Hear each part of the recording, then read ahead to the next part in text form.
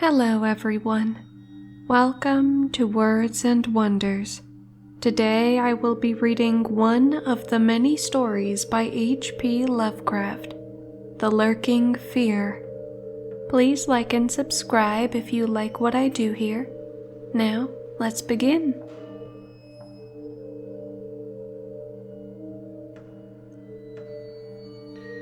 One, The Shadow on the Chimney.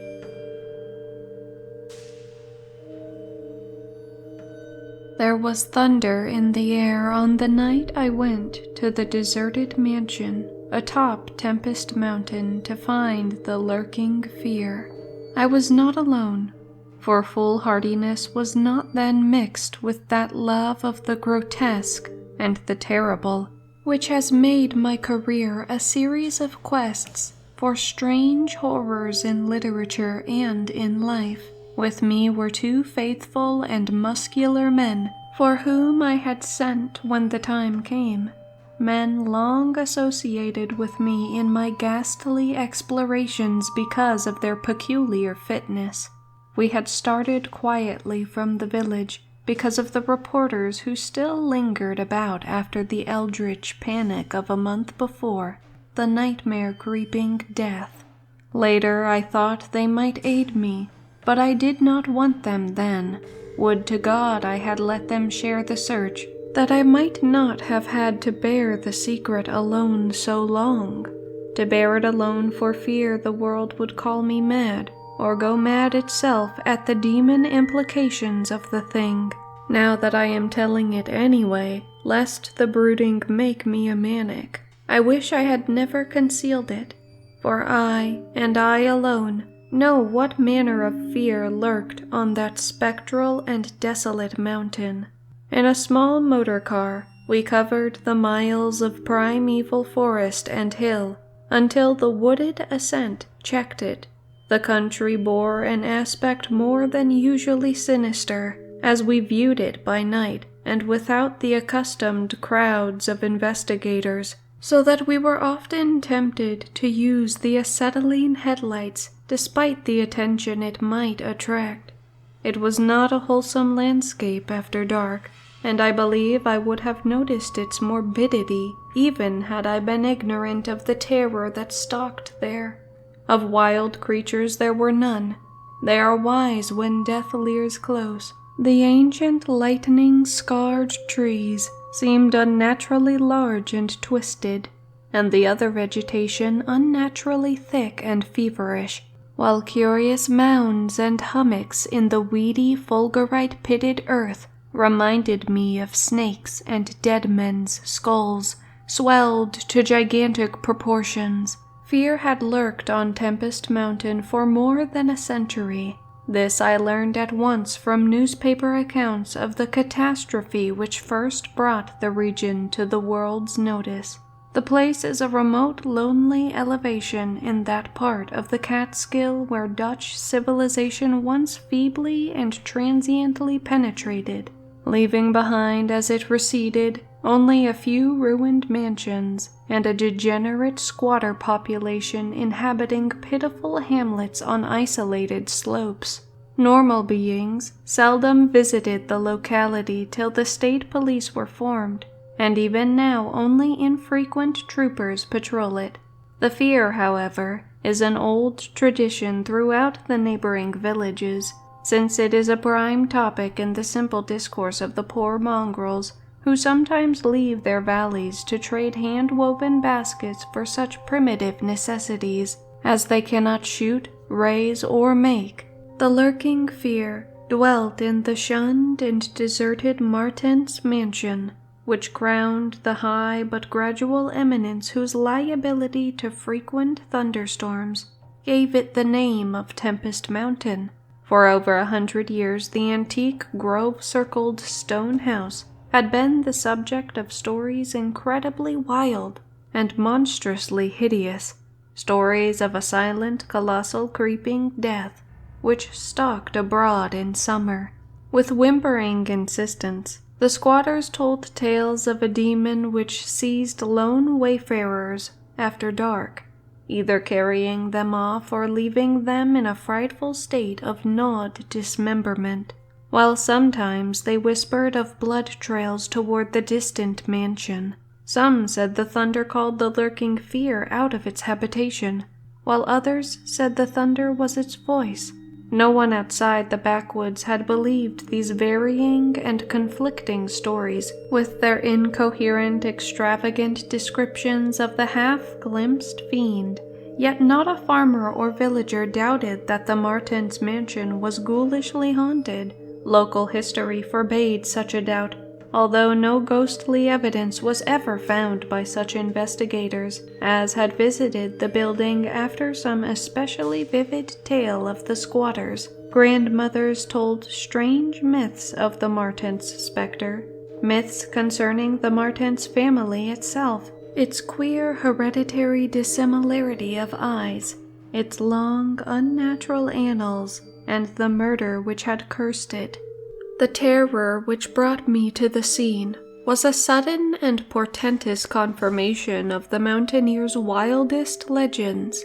One summer night, after a thunderstorm of unprecedented violence, the countryside was aroused by a squatter stampede which no mere delusion could create. The pitiful throngs of natives shrieked and whined of the unnameable horror which had descended upon them, and they were not doubted. They had not seen it, but had heard such cries from one of their hamlets that they knew a creeping death had come. In the morning, citizens and state troopers followed the shuddering mountaineers to the place where they said the death had come. Death was indeed there. The ground under one of the squatters' villages had caved in after a lightning stroke, destroying several of the malodorous shanties.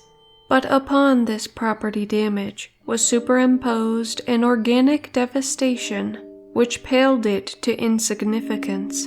Of a possible 75 natives who had inhabited this spot, not one living specimen was visible. The disordered earth was covered with blood and human debris, bespeaking too vividly the ravages of demon teeth and talons.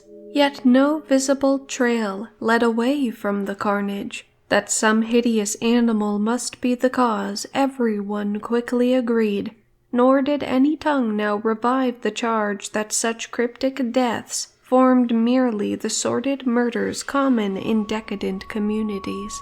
That charge was revived only when about 25 of the estimated population were found missing from the dead.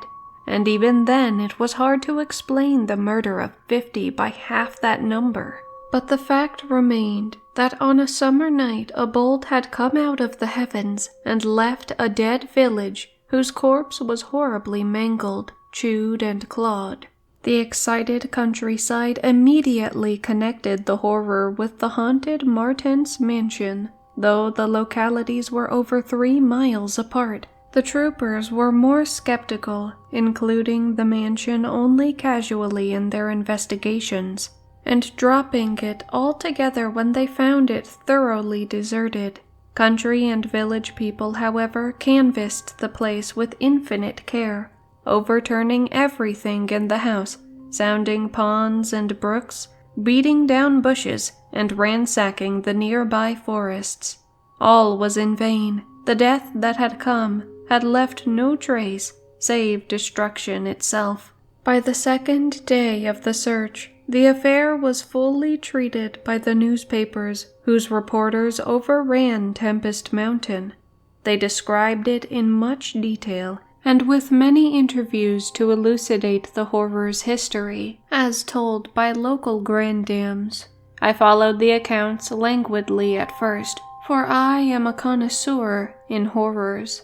But after a week I detected an atmosphere which stirred me oddly, so that on August 5th, 1921, I registered among the reporters who crowded the hotel at Lefferts Corner, nearest village to the Tempest Mountain and acknowledged headquarters of the searchers. 3 weeks more, and the dispersal of the reporters left me free to begin a terrible exploration. based on the minute inquiries and surveying with which I had meanwhile busied myself. So on this summer night, while distant thunder rumbled, I left a silent motor car and tramped with 2 armed companions up the last mound-covered reaches of Tempest Mountain, casting the beams of an electric torch on the spectral gray walls that began to appear through giant oaks ahead. In this morbid night, solitude and feeble shifting illumination, the vast box-like pile displayed obscure hints of terror which day could not uncover. Yet I did not hesitate, since I had come with fierce resolution to test an idea.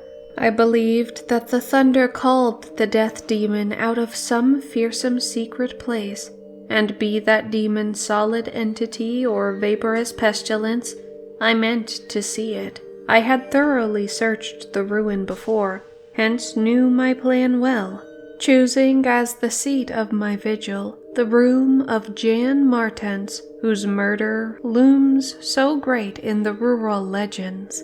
I felt subtly that the apartment of this ancient victim was best for my purposes.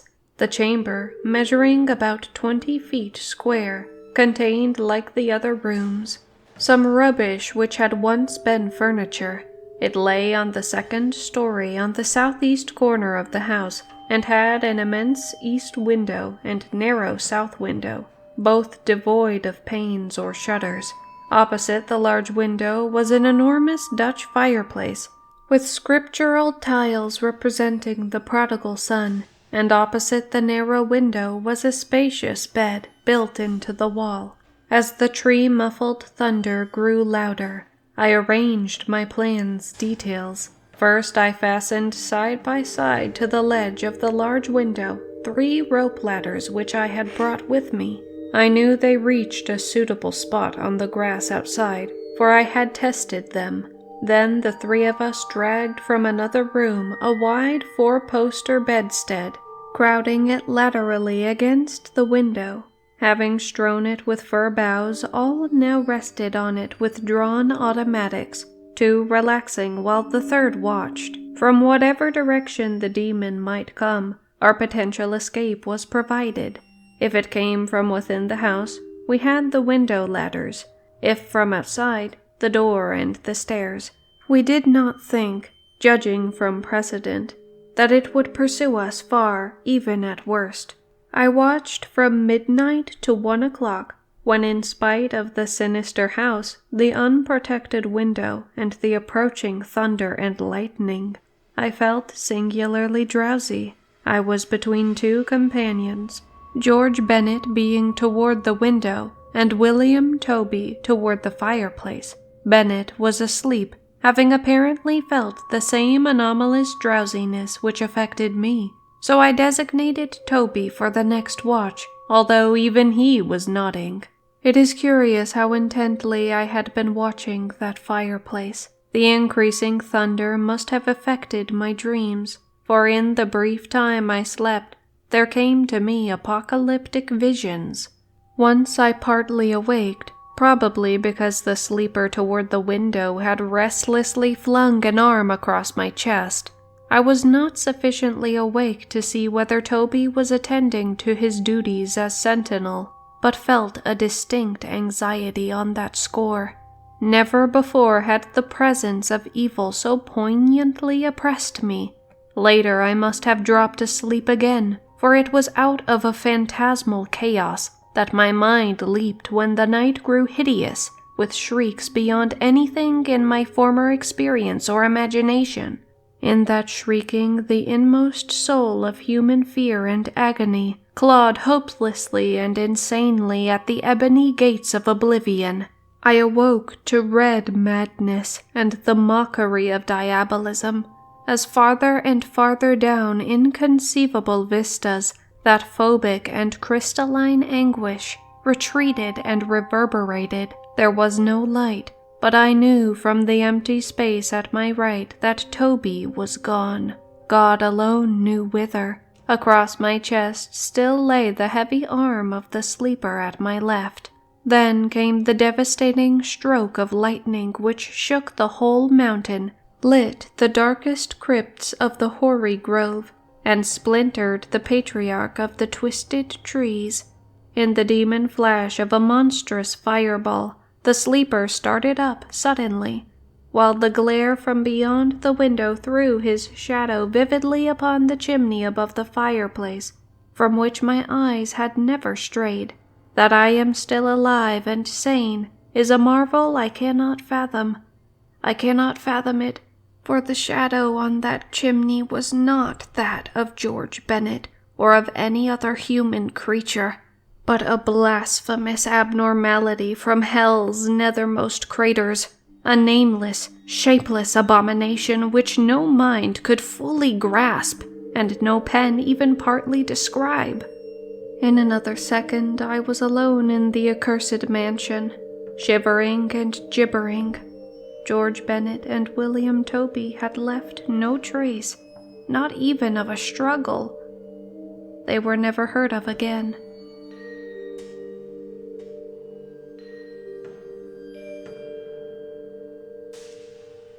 2. A passer in the storm.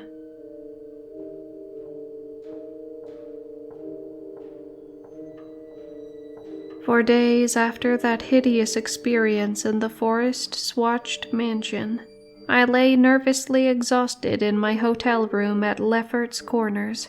I do not remember exactly how I managed to reach the motor car, start it, and slip unobserved back to the village, for I retain no distinct impression save of wild-armed Titan trees, demoniac mutterings of thunder, and Coronian shadows athwart the low mounds that dotted and streaked the region. As I shivered and brooded on the casting of that brain-blasting shadow, I knew that I had at last pried out one of Earth's supreme horrors, one of those nameless blights of outer voids, whose faint demon scratchings we sometimes hear on the farthest rim of space, yet from which our own finite vision has given us a merciful immunity. The shadow I had seen I hardly dared to analyze or identify. Something had lain between me and the window that night, but I shuddered whenever I could not cast off the instinct to classify it. If it had only snarled or bayed or laughed titteringly, even that would have relieved the abysmal hideousness. But it was so silent. It had rested a heavy arm or foreleg on my chest. Obviously it was organic, or had once been organic. Jan Martens, whose room I had invaded, was buried in the graveyard near the mansion. I must find Bennet and Toby if they lived. Why had it picked them and left me for the last? Drowsiness is so stifling and dreams are so horrible. In a short time I realized that I must tell my story to someone or break down completely. I had already decided not to abandon the quest for the lurking fear, for in my rash ignorance it seemed to me that uncertainty was worse than enlightenment, however terrible the latter might prove to be. Accordingly, I resolved in my mind the best course to pursue, whom to select for my confidences, and how to track down the thing which had obliterated 2 men and cast a nightmare shadow. My chief acquaintances at Lefferts Corners had been the affable reporters, of whom several still remained to collect final echoes of the tragedy. It was from these that I determined to choose a colleague, and the more I reflected, the more my preference inclined toward one Arthur Monroe, a dark, lean man of about 35, whose education, taste, intelligence, and temperament all seemed to mark him as one not bound to conventional ideas and experiences. On an afternoon in early September, Arthur Monroe listened to my story. I saw from the beginning that he was both interested and sympathetic, and when I had finished, he analyzed and discussed the thing with the greatest shrewdness and judgment. His advice, moreover, was eminently practical, for he recommended a postponement of operations at the Martens mansion until we might become fortified with more detailed historical and geographical data. On his initiative, we combed the countryside for information regarding the terrible Martens family, and discovered a man who possessed a marvelously illuminating ancestral diary. We also talked at length with such of the mountain mongrels as had not fled from the terror and confusion to remoter slopes, and arranged to proceed our culminating task, the exhaustive and definitive examination of the mansion in the light of its detailed history, with an equally exhaustive and definitive examination of spots associated with the various tragedies of squatter legend. The results of this examination were not at first very enlightening, though our tabulation of them seemed to reveal a fairly significant trend, namely, that the number of reported horrors was by far the greatest in areas either comparatively near the avoided house or connected with it by stretches of the morbidly overnourished forest. There were, it is true, exceptions. Indeed, the horror which had caught the world's ear had happened in a treeless space, remote alike from the mansion and from any connecting woods. As to the nature and appearance of the lurking fear, nothing could be gained from the sacred and witless shanty dwellers. In the same breath, they called it a snake and a giant, a thunder devil and a bat, a vulture and a walking tree.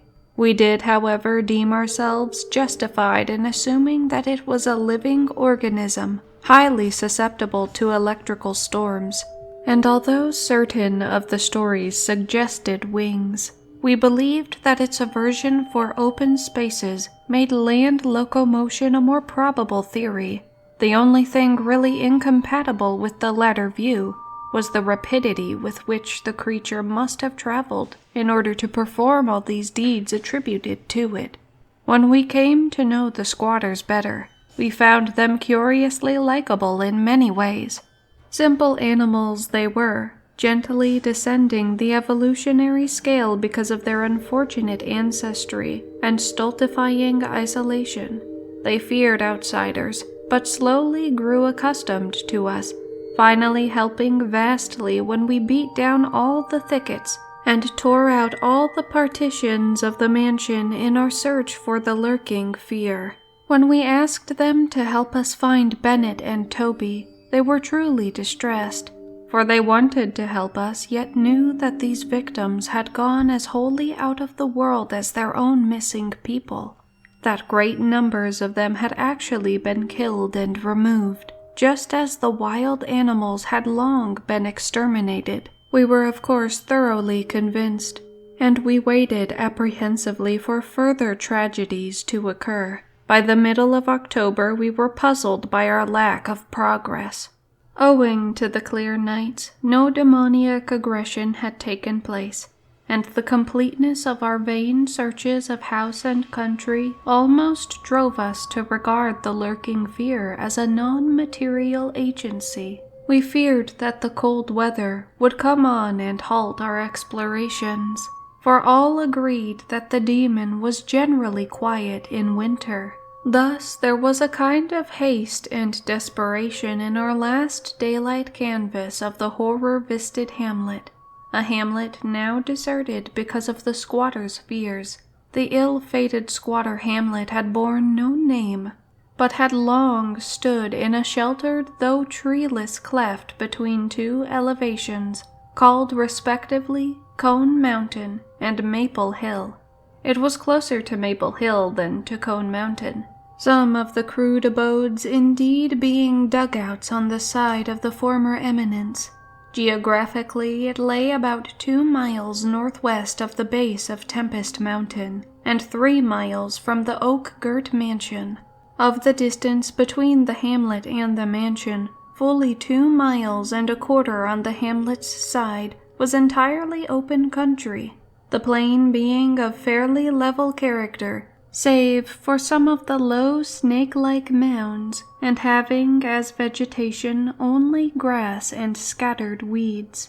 Considering this topography, we had finally concluded that the demon must have come by way of Cone Mountain, a wooded southern prolongation of which ran to within a short distance of the westernmost spur of Tempest Mountain. The upheaval of ground we traced conclusively to a landslide from Maple Hill, a tall, lone, splintered tree on whose side had been the striking point of the thunderbolt which summoned the fiend. As for the 20th time or more, Arthur Monroe and I went minutely over every inch of the violated village. We were filled with a certain discouragement, coupled with vague and novel fears. It was acutely uncanny, even when frightful and uncanny things were common, to encounter so blankly clueless a scene after such overwhelming occurrences, and we moved about beneath the leaden darkening sky with that tragic directionless zeal which results from a combined sense of futility and necessity of action. Our care was gravely minute. Every cottage was again entered, every hillside dug out again searched for bodies, every thorny foot of adjacent slope again scanned for dens and caves, but all without result. And yet, as I have said, vague new fears hovered menacingly over us, as if giant bat-winged griffins squatted invisibly on the mountain tops and leered with Abaddon eyes that had looked on the trans-cosmic gulfs. As the afternoon advanced, it became increasingly difficult to see, and we heard the rumble of a thunderstorm gathering over Tempest Mountain. This sound in such a locality naturally stirred us, though less than it would have done at night. As it was, we hoped desperately that the storm would last until well after dark, and with that hope turned from our aimless hillside searching toward the nearest inhabited hamlet to gather a body of squatters as helpers in the investigation. Timid as they were, a few of the younger men were sufficiently inspired by our protective leadership to promise such help. We had hardly more than turned, however, when there descended such a blinding sheet of torrential rain that shelter became imperative. The extreme, almost nocturnal darkness of the sky caused us to stumble sadly, but guided by the frequent flashes of lightning, and by our minute knowledge of the hamlet, we soon reached the least porous cabin of the lot, an heterogeneous combination of logs and boards, whose still existing door and single tiny window both faced Maple Hill. Barring the door after us against the fury of the wind and rain, we put in place the crude window shutter, which our frequent searches had taught us where to find it. It was dismal sitting there on rickety boxes in the pitchy darkness, but we smoked pipes and occasionally flashed our pocket lamps about. Now and then we could see the lightning through the cracks in the wall. The afternoon was so incredibly dark that each flash was extremely vivid. The stormy vigil reminded me shudderingly of my ghastly night on Tempest Mountain. My mind turned to that odd question which had kept recurring ever since the nightmare thing had happened, and again I wondered why the demon, approaching the three watchers either from the window or the interior, had begun with the men on each side and left the middleman till the last, when the Titan fireball had scared it away. Why had it not taken its victims in natural order, with myself second, from whichever direction it had approached? With what manner of far-reaching tentacles did it prey? Or did it know that I was the leader, and save me for a fate worse than that of my companions? In the midst of these reflections, as if dramatically arranged to intensify them, there fell nearby a terrific bolt of lightning, followed by the sound of sliding earth. At the same time, the wolfish wind rose to demoniac crescendos of ululation. We were sure that the lone tree on Maple Hill had been struck again, and Monroe rose from his box and went to the tiny window to ascertain the damage. When he took down the shutter, the wind and rain howled deafeningly in, so that I could not hear what he said, but I waited while he leaned out and tried to fathom nature's pandemonium. Gradually, a calming of the wind and dispersal of the unusual darkness told of the storm's passing. I had hoped it would last into the night to help our quest, but a furtive sunbeam from a knothole behind me removed the likelihood of such a thing, suggesting to Monroe that we had better get some light even if more showers came.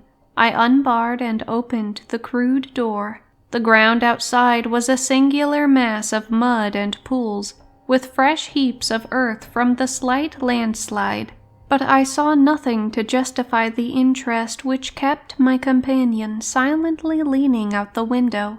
Crossing to where he leaned, I touched his shoulder, but he did not move. Then, as I playfully shook him and turned him around, I felt the strangling tendrils of a cancerous horror, whose roots reached into illimitable pasts and fathomless abysms of the night that broods beyond time.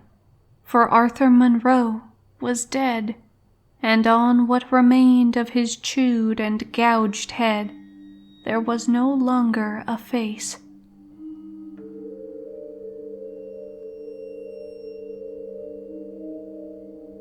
"3. What the red glare meant.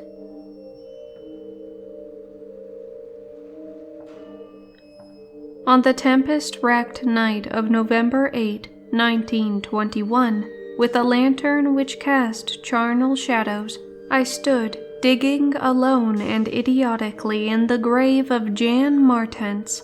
I had begun to dig in the afternoon because a thunderstorm was brewing, and now that it was dark and the storm had burst above the maniacally thick foliage, I was glad. I believe that my mind was partly unhinged by the events since August 5th, the demon shadow in the mansion, the general strain and disappointment, and the thing that occurred at the hamlet in an October storm. After that thing, I had dug a grave for one whose death I could not understand. I knew that others could not understand either, so let them think Arthur Monroe had wandered away. They searched, but found nothing. The squatters might have understood, but I dared not frighten them more. I myself seemed strangely callous. That shock at the mansion had done something to my brain, and I could think only of the quest for a horror now grown to cataclysmic stature in my imagination, a quest which the fate of Arthur Monroe made me vow to keep silent and solitary. The scene of my excavations would alone have been enough to unnerve any ordinary man. Baleful primal trees of unholy size, age, and grotesqueness leered above me like the pillars of some hellish druidic temple, muffling the thunder, hushing the clawing wind, and admitting but little rain. Beyond, the scarred trunks in the background, illuminated by faint flashes of filtered lightning, rose the damp ivied stones of the deserted mansion, while somewhat nearer was the abandoned Dutch garden, whose walks and beds were polluted by a white, fungus-fetid, overnourished vegetation that never saw full daylight. And nearest of all was the graveyard, where deformed trees tossed insane branches as their roots displaced unhollowed slabs and sucked venom from what lay below. Now and then, beneath the brown pall of leaves that rotted and festered in the antediluvian forest darkness, I could trace the sinister outlines of some of those low mounds which characterized the lightning-pierced region. History had led me to this archaic grave. History, indeed, was all I had after everything else ended in mocking Satanism. I now believed that the lurking fear was no material thing, but a wolf-fanged ghost that rode the midnight lightning, and I believed, because of the masses of local tradition I had unearthed in my search with Arthur Monroe, that the ghost was that of Jan Martens, who died in 1762. That is why I was digging idiotically in his grave. The Martens mansion was built in 1670 by Gerrit Martens, a wealthy New Amsterdam merchant who disliked the changing order under British rule, and had constructed this magnificent domicile on a remote woodland summit whose untrodden solitude and unusual scenery pleased him. The only substantial disappointment encountered in this site was that which concerned the prevalence of violent thunderstorms in summer. When selecting the hill and building his mansion, Mynheer Martens had laid these frequent natural outbursts to some peculiarity of the year, but in time he perceived that the locality was especially liable to such phenomena. At length, having found these storms injurious to his health, he fitted up a cellar into which he could retreat from the wildest pandemonium. Of Gerrit Martens's descendants, less is known than of himself, since they were all reared in hatred of the English civilization, and trained to shun such of the colonists as accepted it.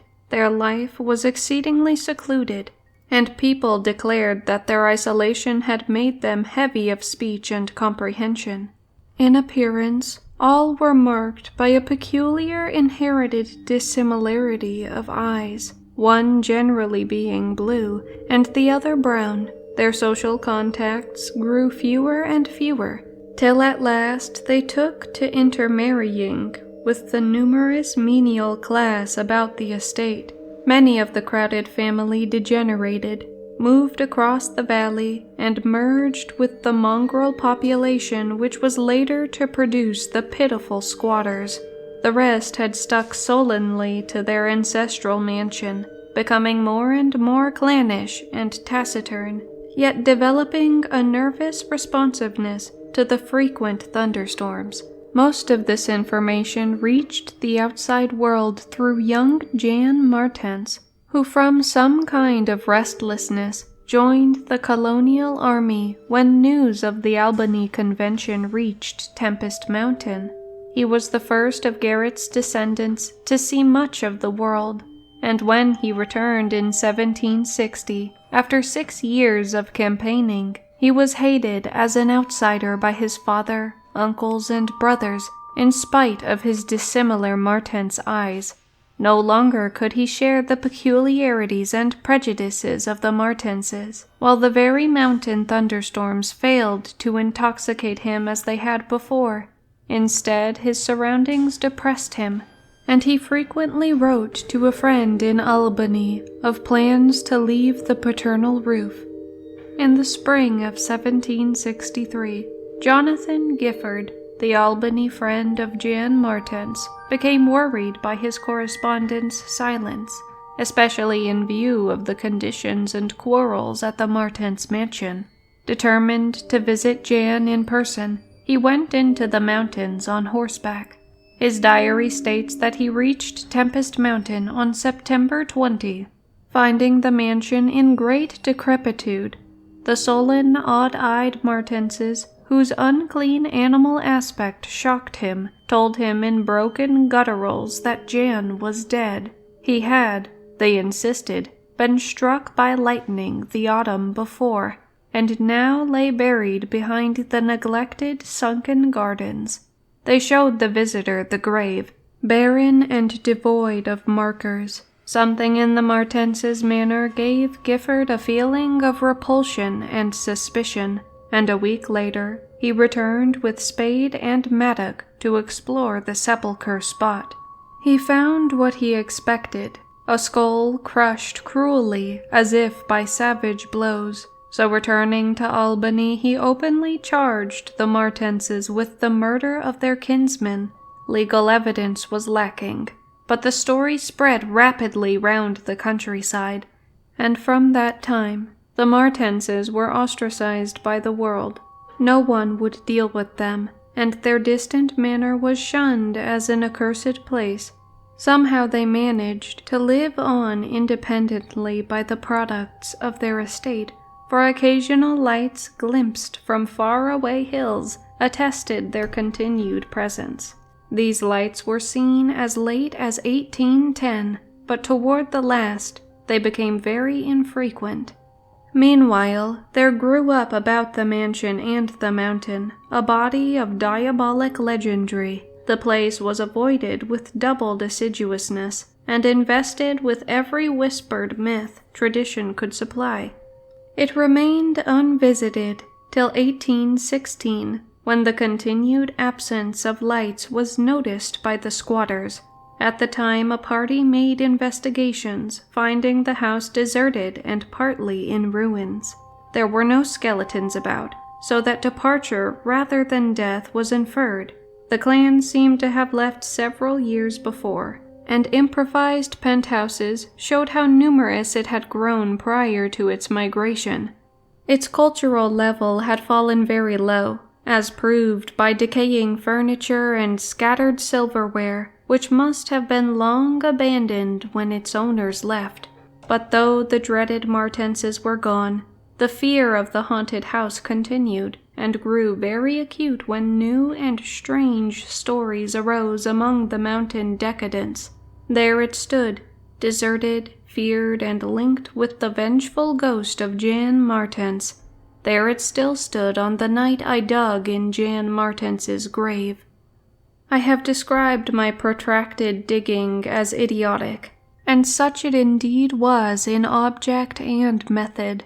The coffin of Jan Martens had soon been unearthed. It now held only dust and niter, but in my fury to exhume his ghost, I delved irrationally and clumsily down beneath where he had lain. God knows what I expected to find.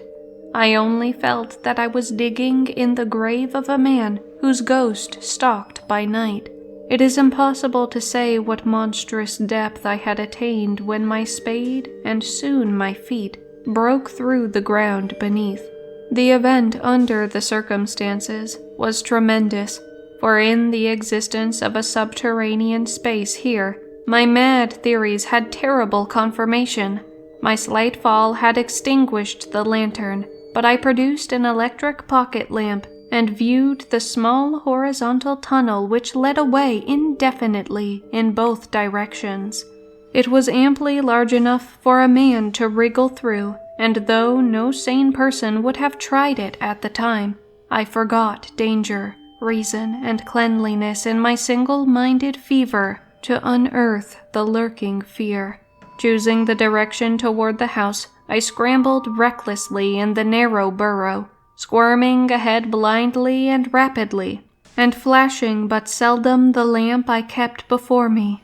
What language can describe the spectacle of a man lost in infinitely abysmal earth, pawing, twisting, wheezing, scrambling madly through sunken convolutions of immemorable blackness without an idea of time, safety, direction, or definite object? There is something hideous in it, but that is what I did. I did it for so long that life faded to a far memory, and I became one with the moles and grubs of nighted depths. Indeed, it was only by accident that after interminable writhings I jarred my forgotten electric lamp alight so that it shone eerily along the burrow of caked loam that stretched and curved ahead. I had been scrambling in this way for some time, so that my battery had burned very low, when the passage suddenly inclined sharply upward, alternating my mode of progress, and as I raised my glance, it was without preparation that I saw glistening in the distance 2 demoniac reflections of my expiring lamp, 2 reflections glowing with a baneful and unmistakable effulgence, and provoking maddeningly nebulous memories. I stopped automatically, though lacking the brain to retreat. The eyes approached, yet of the thing that bore them I could distinguish only a claw. But what a claw! Then far overhead I heard a faint crashing which I recognized. It was the wild thunder of the mountain, raised to hysteric fury.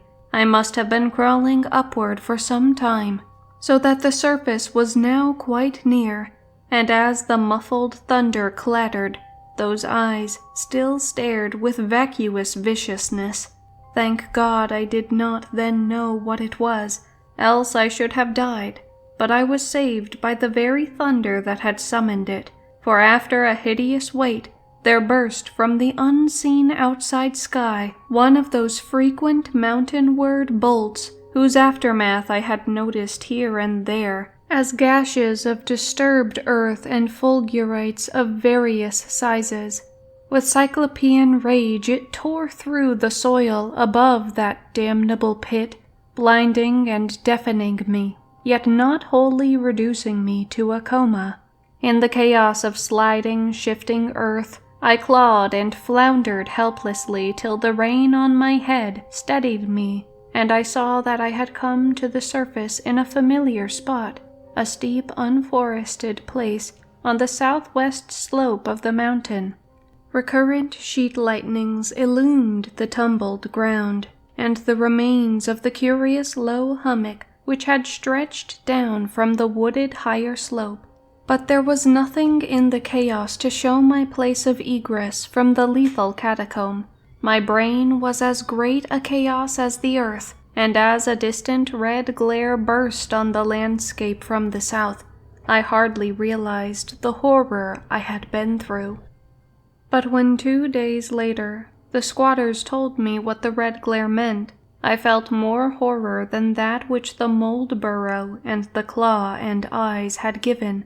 More horror because of the overwhelming implications. In a hamlet 20 miles away, an orgy of fear had followed the bolt which brought me above ground, and a nameless thing had dropped from an overhanging tree into a weak-roofed cabin. It had done a deed, but the squatters had fired the cabin in frenzy before it could escape. It had been doing that deed at the very moment the earth caved in on the thing with the claw and eyes.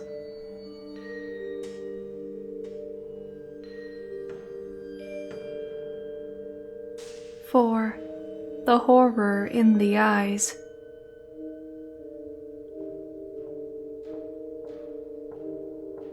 There can be nothing normal in the mind of one who, knowing what I knew of the horrors of Tempest Mountain, would seek alone for the fear that lurked there. That at least 2 of the fear's embodiments were destroyed, formed but a slight guarantee of mental and physical safety in this acheron of multiformed diabolism. Yet I continued my quest with even greater zeal, as events and revelations became more monstrous. When 2 days after my frightful crawl through that crypt of the eyes and claw, I learned that a thing had malignly hovered 20 miles away at the same instant the eyes were glaring at me, I experienced virtual convulsions of fright. But that fright was so mixed with wonder and alluring grotesqueness that it was almost a pleasant sensation. Sometimes in the throes of a nightmare when unseen powers whirl one over the roofs of strange dead cities toward the grinning chasm of Nis, it is a relief and even a delight to shriek wildly and throw oneself voluntarily along with the hideous vortex of dream doom into whatever bottomless gulf may yawn. And so it was with the waking nightmare of Tempest Mountain. The discovery that 2 monsters had haunted the spot gave me ultimately a mad craving to plunge into the very earth of the accursed region, and with bare hands dig out the death that leered from every inch of the poisonous soil. As soon as possible I visited the grave of Jan Martens, and dug vainly where I had dug before.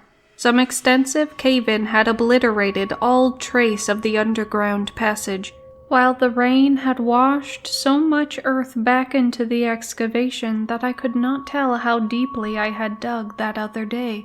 I likewise made a difficult trip to the distant hamlet where the death creature had been burned, and was little repaid for my trouble. In the ashes of the fateful cabin I found several bones, but apparently none of the monsters. The squatters said the thing had had only one victim, but in this I judged them inaccurate, since besides the complete skull of a human being, there was another bony fragment which seemed certainly to have belonged to a human skull at some time. Though the rapid drop of the monster had been seen, no one could say just what the creature was like. Those who had glimpsed it called it simply a devil. Examining the great tree where it had lurked, I could discern no distinctive marks. I tried to find some trail into the Black Forest, but on this occasion could not stand the sight of those morbidly large boles, or of those vast serpent-like roots that twisted so malevolently before they sank into the earth.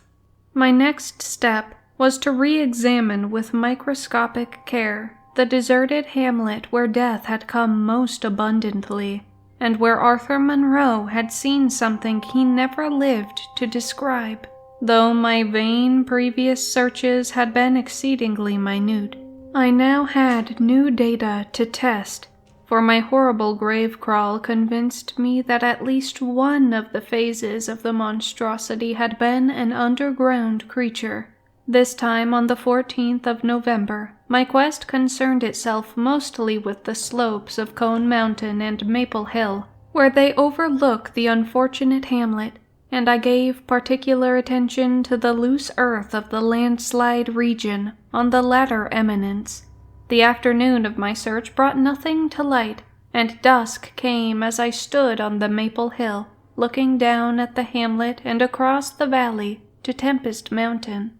There had been a gorgeous sunset, and now the moon came up, nearly full and shedding a silver flood over the plain, the distant mountainside and the curious low mounds that rose here and there. It was a peaceful Arcadian scene, but knowing what it hid, I hated it. I hated the mocking moon, the hypocritical plain, the festering mountain and those sinister mounds. Everything seemed to me tainted with a loathsome contagion, and inspired by a noxious alliance with distorted hidden powers. Presently, as I gazed abstractedly at the moonlit panorama, my eye became attracted by something singular in the nature and arrangement of a certain topographical element. Without having any exact knowledge of geology, I had from the first been interested in the odd mounds and hummocks of the region. I had noticed that they were pretty widely distributed around Tempest Mountain, though less numerous on the plain than near the hilltop itself, where prehistoric glaciation had doubtless found feebler opposition to its striking and fantastic caprices. Now in the light of that low moon which cast long, weird shadows, it struck me forcibly that the various points and lines of the mound system had a peculiar relation to the summit of Tempest Mountain. That summit was undeniably a center from which the lines or rows of points radiated indefinitely and irregularly, as if the unwholesome Martense mansion had thrown visible tentacles of terror. The idea of such tentacles gave me an unexplained thrill, and I stopped to analyze my reason for believing these mounds glacial phenomena. The more I analyzed, the less I believed, and against my newly opened mind, there began to beat grotesque and horrible analogies based on superficial aspects and upon my experience beneath the earth. Before I knew it, I was uttering frenzied and disjointed words to myself. My God, Mole Hills, the damned place must be honeycombed. How many? That night at the mansion, they took Bennett and Toby first, on each side of us. Then I was digging frantically into the mound which had stretched nearest me, digging desperately, shiveringly, but almost jubilantly. Digging at last, shrieking aloud with some unplaced emotion, as I came upon a tunnel or burrow just like the one through which I had crawled on that other demoniac night. After that I recall running, spade in hand, a hideous run across moonlitten mound-marked meadows and through diseased precipitous abysses of haunted hillside forest, leaping, screaming, panting, bounding toward the terrible Martens mansion. I recall digging unreasoningly in all parts of the briar-choked cellar, digging to find the core and center of that malignant universe of mounds, and then I recall how I laughed when I stumbled on the passageway, the hole at the base of the old chimney where the thick weeds grew and cast queer shadows in the light of the lone candle I had happened to have with me. What still remained down in that hell hive, lurking and waiting for the thunder to arouse it, I did not know. 2 had been killed. Perhaps that had finished it, but still there remained that burning determination to reach the innermost secret of the fear, which I had once more come to deem definite, material, and organic. My indecisive speculation whether to explore the passage alone and immediately with my pocket light, or to try to assemble a band of squatters for the quest, was interrupted after a time by a sudden rush of wind from outside, which blew out the candle and left me in stark blackness. The moon no longer shone through the chinks and apertures above me, and with a sense of fateful alarm, I heard the sinister and significant rumble of approaching thunder. A confusion of associated ideas possessed my brain, leading me to grope back toward the farthest corner of the cellar. My eyes, however, never turned away from the horrible opening at the base of the chimney, and I began to get glimpses of the crumbling bricks and unhealthy weeds as faint glows of lightning penetrated the woods outside and illuminated the chinks in the upper wall. Every second I was consumed with a mixture of fear and curiosity. What would the storm call forth? Or was there anything left for it to call? Guided by a lightning flash, I settled myself down behind a dense clump of vegetation through which I could see the opening without being seen. If heaven is merciful, it will someday efface from my consciousness the sight that I saw, and let me live my last years in peace. I cannot sleep at night now, and have to take opiates when it thunders. The thing came abruptly and unannounced, a demon, rat-like scurrying from pits remote and unimaginable, a hellish panting and stifled grunting. And then from that opening beneath the chimney, a burst of multitudinous and leprous life, a loathsome night-spawned flood of organic corruption more devastatingly hideous than the blackest conjurations of mortal madness and morbidity. Seething, stewing, surging, bubbling like serpent's slime, it rolled up and out of that yawning hole, spreading like a septic contagion and streaming from the cellar at every point of egress, streaming out to scatter through the accursed midnight forests and strew fear, madness, and death. God knows how many there were. There must have been thousands. To see the stream of them in that faint, intermittent lightning was shocking. When they had thinned out enough to be glimpsed as separate organisms, I saw that they were dwarfed, deformed hairy devils or apes, monstrous and diabolic caricatures of the monkey tribe. They were so hideously silent. There was hardly a squeal when one of the last stragglers turned with the skill of long practice to make a meal in accustomed fashion on a weaker companion. Others snapped up what it left and ate with slavering relish. Then, in spite of my days of fright and disgust, my morbid curiosity triumphed, and as the last of the monstrosities oozed up alone from that netherworld of unknown nightmare, I drew my automatic pistol and shot it under cover of the thunder. Shrieking, slithering torrential shadows of red viscous madness, chasing one another through endless ensanguined corridors of purple fulgurous sky.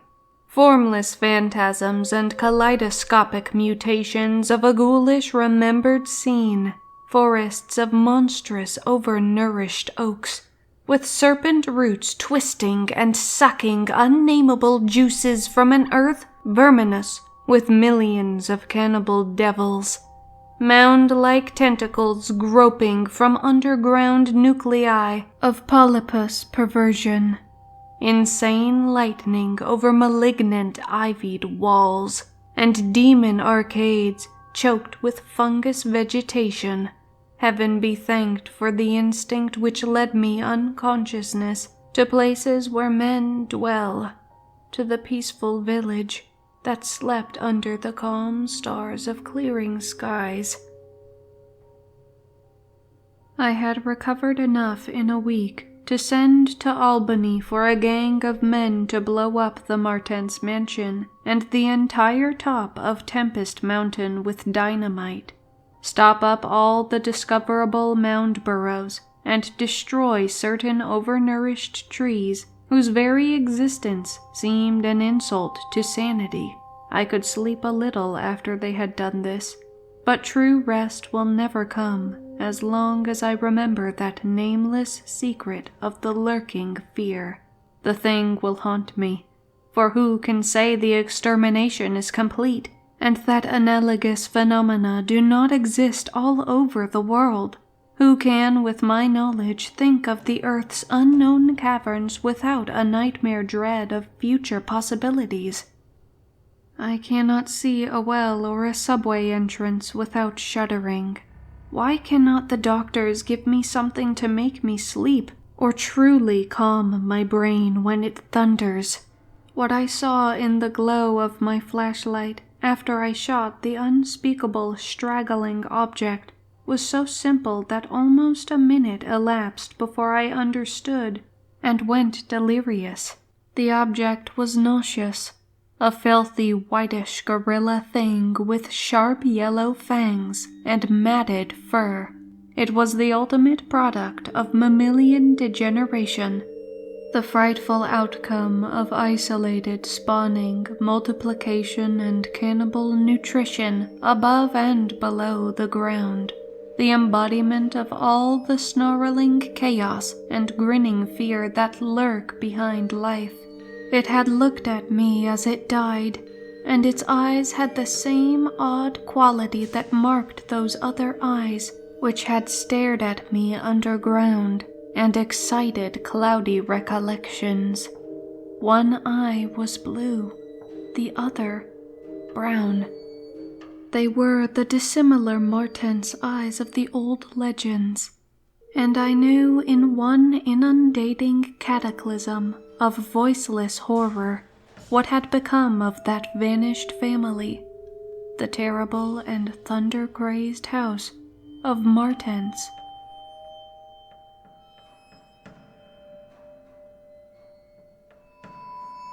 Thank you guys for watching, and if you would like to hear more stories like this, feel free to like, subscribe, and comment down below. Bye-bye.